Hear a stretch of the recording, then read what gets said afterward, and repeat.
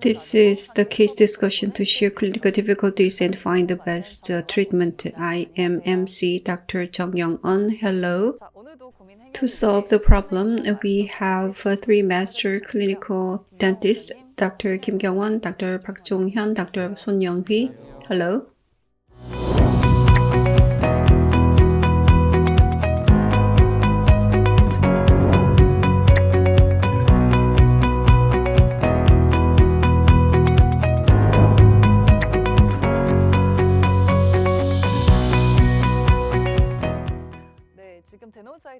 For those who are watching the Dental TV right now, on the right of the video player, there is a real-time chatting window for you to post questions to us and share comments. Go to the case to discuss. The patient is a 60-year-old male. He wants the restoration at number 24 and 25. Two premolars need to be restored. However, the mesiodistal distance is only 11 to 12 millimeters. It's too narrow to place two implants. What should I do? As canine guidance cannot be expected, small diameter fixture placement may not be right. If you look at the pictures, the distance in the cervical area is 13.5 and the coronal area 11.5 millimeters. When two premolars are missing, the mesiodistal distance is 14 to 15 millimeters, but the space is pretty tight here. What do you think of this case? As I see it, this is rather ambiguous, too narrow for two premolars. I believe the dentist who sent this case indicated on the panorama. The distal equipment is very well calibrated. The vertical length is pretty accurate, but horizontal distance indication like that is not quite right. I'm not sure about the space. Too tight for two implants and too wide for one. This is a common clinical case. If some time has passed since the extraction and the number 6 is mesially tilted, restoring number 4 and 5 is not easy. In this case, I believe it is not appropriate to place two implants there. There are other options. Today, I'm going to talk about it with a case later. The simplest way is to place one, but as a private practitioner, when two are missing, placing just one is very regrettable. I will try to think about a solution to place two, but I believe placing one would give better outcome. Why don't you think about this case and share with us if you have a good idea in the real-time chatting window? Let's see how our masters have dealt with similar cases. Dr. Son Young-hee, would you like to go first? Yes, this is a common case. In order to resolve the narrow space mesiodistally, single fixture and the cantilever prosthesis is the easiest and very stable solution. If that cannot be done, for instance, if the bite force is too strong, the bite force should be considered for cantilever. The second option is using narrow fixtures. We also need to consider some factors. I brought some cases for these two, and what factors need to be considered will be explained. The first one is a single fixture. One fixture is installed and the cantilever is used. It can be a mesial or distal cantilever. As you know, I'm not a prosthodontist, so I don't know about the prosthodontics that much. The meso cantilever is more stable when the bite force is strong. Distal cantilever is a little bit unfavorable, but still, sometimes we have to use distal cantilever sometimes. The first patient, number 44 and 45 are missing. The width is very narrow. Placing two regular fixtures would be impossible. On the CT, buccolingual width is okay, and the bone quality is not bad, and the bone height is pretty good. So this is the intraoral picture of the patient. Mesocantilever is needed here, so the fixture is installed at 45. The size is 4.5 by 8 millimeters. It's a very simply placed. Prosthesis is delivered after waiting. This is a common approach when you are not skillful enough and when you are worried. This is the most stable option that you can choose. And the prosthesis is finished like this. Now, this is the current situation, and I have placed implants continuously. Number 12 and upper posterior prosthesis need to be delivered. Case 2, at number 21, be curious. At number 22, there is a residual root. The patient came to me to have implants here. I need to do a guided surgery and send the information to the center, but it was rejected. The reason of the rejection was 2 implants cannot be placed in that space. Therefore, I decided to place only 1 implant there.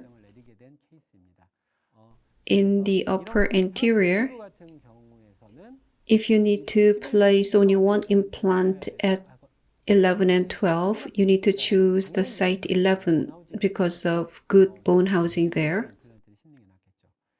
I waited for the healing.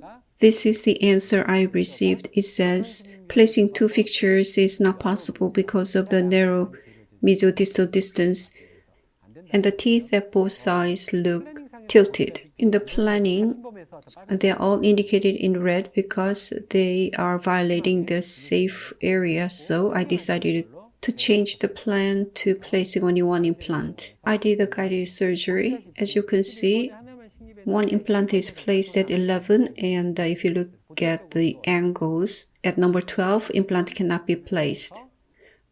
Prosthetically, it is hard, so only 1 is placed at 11, and now the prosthesis is yet to be delivered.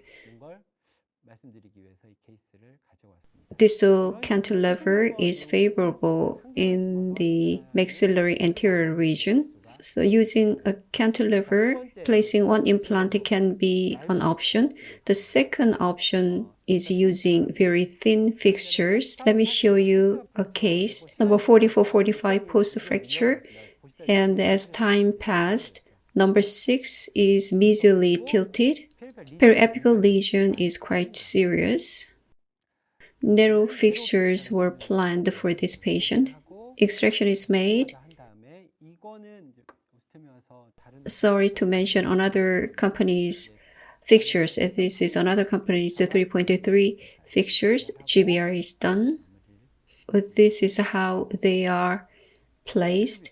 Using narrow fixtures, the problem can be addressed. MS or 3.0 fixtures can be used, but I've never placed the 1-body implant in the posterior region. I usually use 2-piece implants. I use this fixture only in this case. So the surgery is completed. This is a similar case at number 14 and 15. You can see number 3.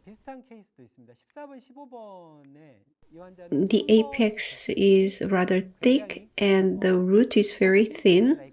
Placing 2 is very difficult as they are not in safe area.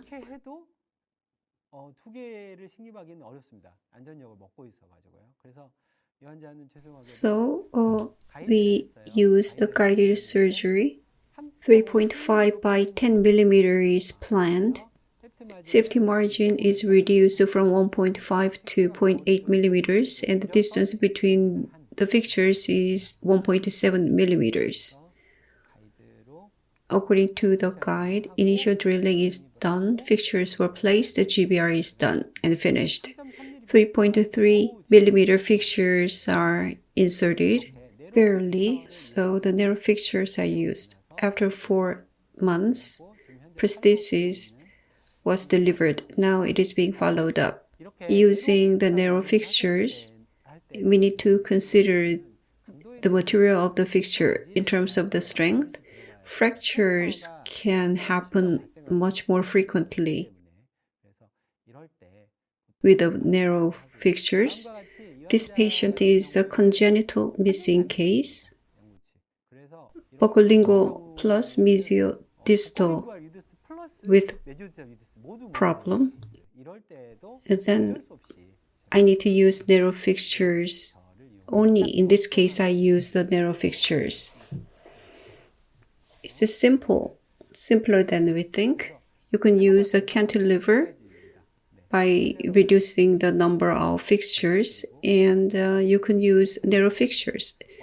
For narrow fixtures, you need to think about the bite force and the lateral force and the strength of the material. One-body implant can be a good option, but one-body implant, if it is not placed properly or if it is placed in the wrong direction because of the bone housing problem, the problem can get bigger. So personally, I have not used this treatment method. The narrow fixtures compared to regular or wide fixtures, the strength can be increased, or it can be increased to grade 5 even though the strength has increased. Narrow fixtures are weaker in all aspects. 3.23 can never be placed at number 6 because of narrow space. Only up to number 5 narrow fixtures can be placed. Thank you. Dr. Son showed a very good case and looks very easy, but it is a very hard job to place them like that, even though they are narrow implants. When you try to place an implant with the cantilever in mind, you end up placing it at the center easily. So it is not an easy placement. We need to make choices. Placing a wide implant with a cantilever or placing 2 narrow implants. Both of them can overcome problems biologically. However, which one do you think is weaker in terms of mechanical problem? Personally, I cannot say cantilever has a more mechanical strength, and placing 2 can be mechanically stronger, but we need to consider so many things. Where to apply the lateral force, the shape, and the patient's bite force. So many variables need to be considered. Which one is better? I cannot definitely say. If you place 2, it's harder to periodontally manage them. What do you think? When we place 2 periodontally, it can be hard to manage compared to placing 1. The answer can be different depending on to what you're comparing it. I showed you the cases. Wide fixture, 1 wide fixture could not be placed in those cases. Most of the cases, I tried to use the one guide and sent the information to the center, and the answer that came to me said 2 cannot be placed. For the case with narrow fixtures and the one with the cantilever as well, it also said even drilling a regular hole is not possible. It's the same for the case with premolar in the mandible with residual root. So I had no choice but to use narrow fixtures. If you can place a wide fixture, cantilever is not a bad option. I cannot dare say which one is better over which. I don't have such cases many times. I'm impressed by Dr. Son's placement. Even with the narrow implants, the distance between them can be a problem. The space is not big enough. Even narrow implants, the distance between them should be considered.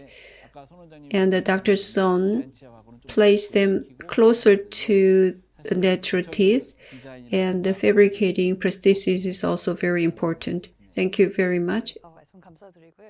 Dr. Park Jong-hyun, would you introduce your cases? Let me introduce my case. This is the X-ray of the case under discussion. I drew this picture. If the patient is my patient, I would place two 3.0 MS fixtures. The biggest strength of the MS fixture is that the distance between the fixtures and the prosthesis portion is very thin, therefore we have wider available space. The biggest problem of it is angled abutment cannot be used. When we place the implants, we have to consider whether prosthesis is possible or not. Therefore, one MS guide should be used. If you place MS fixture, there's another benefit. We cannot ideally place implants like this, except when you use the guide. Sometimes the distance between them is very short, like this. 3.5 millimeter diameter two-piece fixtures. Compared to that, this is better. Congenital missing case. At locations 43 and 44, a deciduous canine is extracted. Two MS fixtures are placed. The distance looks appropriate. The biggest weakness of this one-body MS fixture, there is no other options but immediate loading. When you can acquire good initial stability, there is no problem. However, if you make a slight mistake in drilling or identifying the bone quality, the initial stability cannot be achieved. Then immediate loading is not possible. It's easy to do immediate loading in mandible, but in the maxilla, I don't think so. The biggest weakness of one body fixture is you don't have any other option but immediate loading. I believe I chose the best option in this narrow space, biologically or mechanically. After 1 year and 7 months, they are very well maintained. I really love to use one body fixtures. Once it is osseointegrated, there's no problem of micro movement, micro gap, or screw loosening. After osseointegration is very stable. Ostem produces up to 3.0 MS, and I hope they have 3.5. Dr. Son artfully placed narrow fixtures. There are some differences in diameters of 3.3, 3.5, and 3.6. As I analyzed the case under discussion, one guided drill's stop is 5.1 millimeters, so a guide can be used. It's very hard to place ideally like this, so a guide should be used. With the perfect placement, if you use just 4.5 transfer abutment, it is invading into the adjacent tooth as it is indicated in different color. We have to reduce the tooth for the prosthesis. Use the thinnest 4.0. You can do the prosthesis. Barely the prosthesis is possible when they are placed perfectly in the narrow space. Rather than the distance between the fixtures, the limitation in the space for prosthesis is more problematic. When the placement is not perfect like this, and this is not awfully placed, 4.5 diameter transfer abutment cannot be used for the prosthesis. The hot trend these days is the customized abutment. The two-piece abutment requires screw space. Thus, there's a limitation in the reduction. I was really impressed by Dr. Son's prosthesis using the custom abutment. Only highly skilled prosthodontist can create embracer in such a narrow space. Even in this figure that I drew, it is very difficult to create the embracer space here. In this case, we can choose the rigid abutment. I don't use it quite often, but there is some attractiveness compared to the two-piece abutment. Even after preparation or milling, the side wall remains thick. For embracer, the space can be secured. That is possible only with the rigid abutment. I don't have this case, so I borrowed it from my colleague doctor. Two narrow fixtures are placed in a narrow space and rigid abutments are connected, so there is enough space for the gap between the teeth. As Dr. Son talked about, this is about the mesial cantilever. I don't have a lot of experience with that. My excuse is that it is mechanically unfavorable. The actual reason is that when I try to place an implant considering the space for the cantilever, I still end up placing it in the middle of the space as I try not to go too close to the adjacent tooth. So regarding the cantilever prosthesis, I believe it is mechanically weak and it is difficult for me to place an implant on one side of the space. I still try to understand how much the mechanical weakness can cause clinical problems. I use cantilever only in the lower anterior region. I extracted number 31 and 32. I place one fixture on adjacent tooth is not very good. I try to place it some distance away from that tooth. As expected, the tooth broke down. These days, social distancing is very important, so the distancing between the natural tooth and implant is very important. It shows the cantilever. The implant was not at all affected by the bad tooth, which got better after endo treatment. The cause of the problem is the exposed periodontium at the cervical. If I place two fixtures here, the problem would have gotten worse. What I want to say here is that compared to the mechanical problem of using the cantilever, placing two implants can create more frequent biological problem. This is about placing an implant at the center of the space.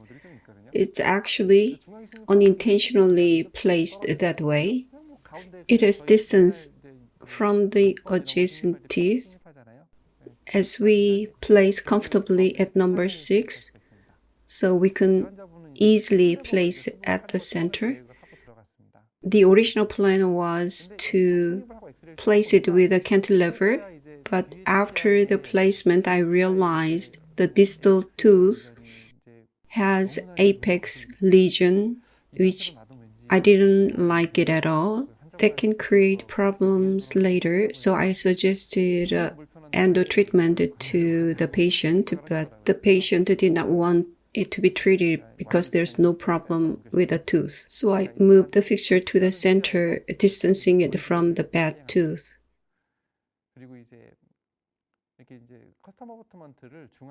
Creating a groove on the abutment is important. We need to make the maximum groove on the abutment to create the shape of teeth, it doesn't look aesthetic. But with the lesion in the adjacent tooth, it is still maintained properly for over 4 years. Eventually, when we extract number 26, it will be a little bit of a headache to design prosthesis. I analyzed the horizontal space of the panorama of the case under discussion, how long the space should be to place a fixture of 4.0 millimeter in diameter, 13 millimeters in the occlusal surface, 15 millimeters at the cervical area to place 4.0 diameter implant. I analyzed 2 properly placed implants. Digital scanner measures the distance very accurately. As Dr. Kim Byung-won said, measurement with panorama is not very accurate. It's 13.5 millimeters to place regular diameter implants and 15 millimeters at the cervical area. To ensure the long-term prognosis, the gap should be at least like this. The key point here is that how we can set the gap between the teeth. If that's too narrow, we need to ensure the gap even using the rigid abutment. This is an embarrassing case. In the past, I focused on mechanical aspects and I chose thick implants and I did the prosthesis. I regret that. It was done in 2017 and it has been used without a problem for 4 years. But periodontal problem can occur at any time.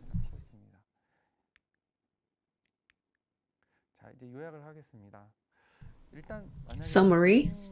If I were to treat the case under discussion, first I would consider placing 2 MS fixtures. After placing them, I would check the initial stability for immediate loading. If immediate loading can be done, I would complete the surgery. If the initial stability is weak for immediate loading, I would place 2 3.5 millimeter fixtures and I will check whether they can be possible. I have a private practice, so I want to place 2 implants where 2 teeth are missing to get proper treatment fee. If they cannot be done, if the position is not appropriate, I will think about placing 1 at the center. Cantilever is a good option, and I know papers say there's no clinical problems, but I'm not ready to use the cantilever yet. The last option is using 2 fixtures of regular or wide diameters, just like my embarrassing case. Thank you for the case introduction. The dentist who sent us the case under discussion is asking about the occlusal guide. What do you think? When we place narrow implants or when we use cantilever, how do we determine the occlusal points?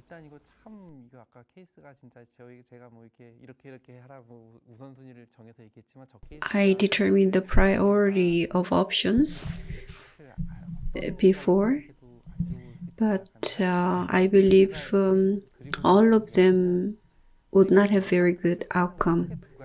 There are 2 reasons for implant failures. One is biological reasons. Number 2 is mechanical fractures, which is more happening. I thought differently in the past, but recently I came to think if biological factors are not respected, failures will be bound to occur, and mechanical failures are the secondary matters. we don't have a lot of options available. Two 3.5 millimeter fixtures, if they can be placed like the drawings I showed you, it would be the best. I have a question. Placing two 3.5 millimeter diameter fixtures, you said that's the second option. To increase the strength, 3.0 millimeter fixtures is the first option. We have TS 3.0 fixture. So what's the difference between 3.0 TS fixture versus MS fixture? Do you think 3.0 millimeter TS fixtures can be used here? I don't have a 3.0 and 3.5 millimeter diameter fixtures in my clinic. What I have in my clinic is 3.6 millimeter diameter non-hex fixtures. We have regular connections. We don't have mini connections. That's beneficial. I don't really have non-hex connection data. I just have my personal experience, which is not much. But personally, I believe non-hex 3.6 millimeter diameter fixture, usually clinically we experience not much of horizontal fractures, but we experience a lot of vertical fractures. In that respect, non-hex fixtures are more beneficial. Dr. Park gave us very good summary. As Dr. Son said, I have never used the one-body MS fixtures in premolar areas. If I were to do surgery for the case under discussion, I would opt for number 4, mesial cantilever. I don't do prosthesis, so I wanted to ask prosthodontist to deliver the cantilever. But hearing the discussion here, I'm not sure anymore about that. 3.5 or 3.0 implants can be placed, but as Dr. Park said, if they're too close with each other, if the distance is too close, that can create a problem.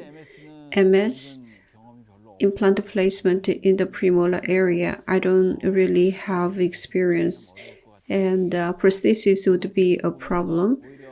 I was thinking about choosing mesial cantilever, but I'm not sure anymore. Dr. Kim Kyung-won, you have prepared a case. This is not the case I placed the implants. I accidentally found this patient. There were 2 implants on a lower first molar area. I was surprised, but the condition is very good. I thought that the space was made through ortho treatment. If you look at the other side, number 46 is missing. TS 4.0 diameter TS implant is placed.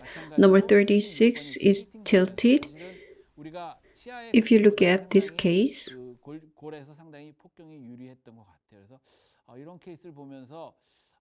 so far as the space can be maintained in a patient like this who was young, if the space is pretty good, placing 2 implants can be a good option, but this is a rare case. So 3 master dentists gave us good advices. Going back to the case under discussion, would you give us the last remarks based on what have been discussed?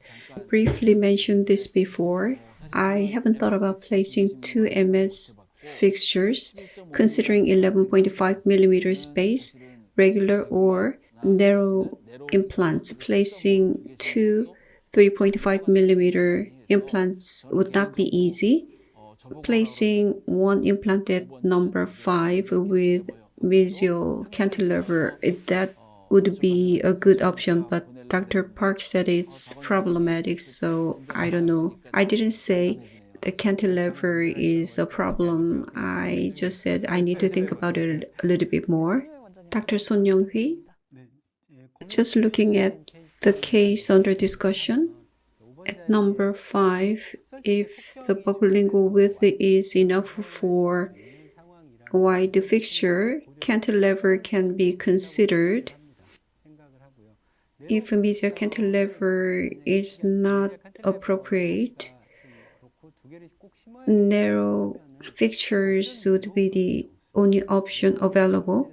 Personally, rather than placing 3.5 millimeter fixtures, the stronger fixtures like titanium alloy or grade 5 needs to be used.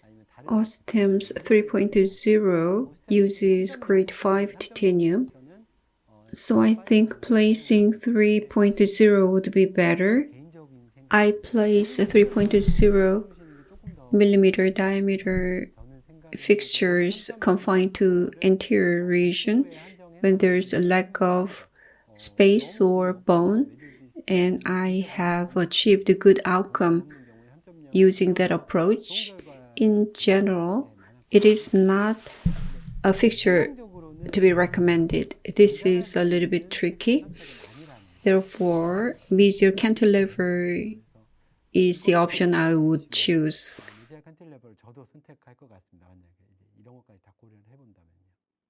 I see similar cases coming up to the SNS that I share with my colleague doctors, and what I'm saying in those cases is place just one implant. The problem with placing one has minimal problems compared to the problems of placing two. As Dr. Kim and Dr. Son mentioned, the only problem with that is, from the private practitioner's perspective, we really want to place two when two are missing. In that case, a guide should be used. In this case discussion, we talked about how to address the problem when the space for placing an implant is narrow. I would like to thank the dentist who sent us the case to discuss, and also the 3 doctors here. This concludes the discussion. I am Dr. Jung Young-eun, MC of this discussion. I will come back next time. Thank you. 수고하셨습니다.